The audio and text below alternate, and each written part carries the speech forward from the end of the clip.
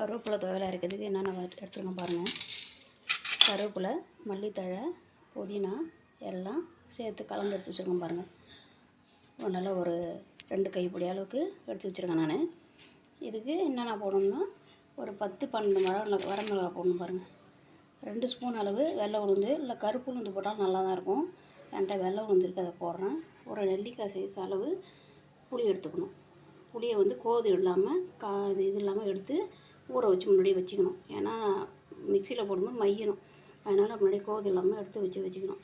இது எண்ணெயில் வதக்கணும் பாருங்கள். வதக்கும்போது காட்டணும் பாருங்கள். முதல்ல வானலை அடுப்பில் வச்சிடணும் பாருங்கள்.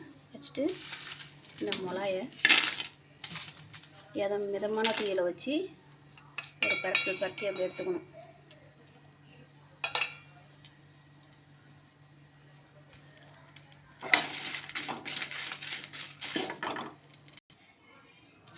அதுமாரி உளுத்தம் பருப்பும் ஒரு பொன்னிறமாக வறுத்து வச்சுக்கணும்.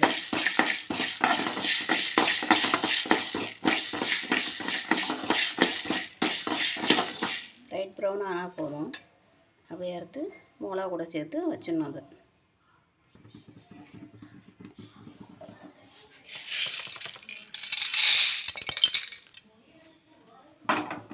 இப்போ அதே வானலில் எண்ணெயை ஊற்றி இந்த கருவேப்பிலையை எடுத்து வதக்கணும். இப்போ வானலில் எண்ணெயை ஊற்றியாச்சு. இந்த கருவேப்பிலை எடுத்து போட்டு நல்லா வதக்கணும். தண்ணி இல்லாமல் நல்லா கொஞ்சம் வதக்கிட்டு திருப்பி ஆற விட்டு மிக்சியில் போட்டு அப்படியே அரைக்க வேண்டியதாங்க. எல்லாத்தையும் புளி எல்லாத்தையும் சேர்த்து புளி, கருவேப்பிலை, மல்லி, புதினா, காஞ்ச மிளகா எல்லாத்தையும் சேர்த்து அரைக்க வேண்டியதாங்க. இப்போ வதக்கிட்டு காட்டுறேன் பாருங்கள். எல்லாம் வதக்கி வச்சு பாருங்கள். இது புளி கொஞ்சம் தண்ணி ஊற்றி கொஞ்சம் ஒரு 5 நிமிஷம் ஊற வைக்கணும். ஏன்னா ஊறினா சீக்கிரம் மிக்சியில் அரைப்பட்டுரும். அதனால் ஒரு 5 நிமிஷம் ஊற வச்சுட்டு திருப்பி மிக்சியில் போட்டு அரைச்சி தாளித்து சாப்பிட்லாம் பாருங்கள். எல்லாத்தையும் மிக்சியில் ஒன்று சேர்த்துட்டு பாருங்கள். இதுக்கு தேவையான அளவு உப்பு போடுறோம். உப்பு போட்டு அரைச்சிட்டு அதுக்கப்புறம் தாளிக்கணும்.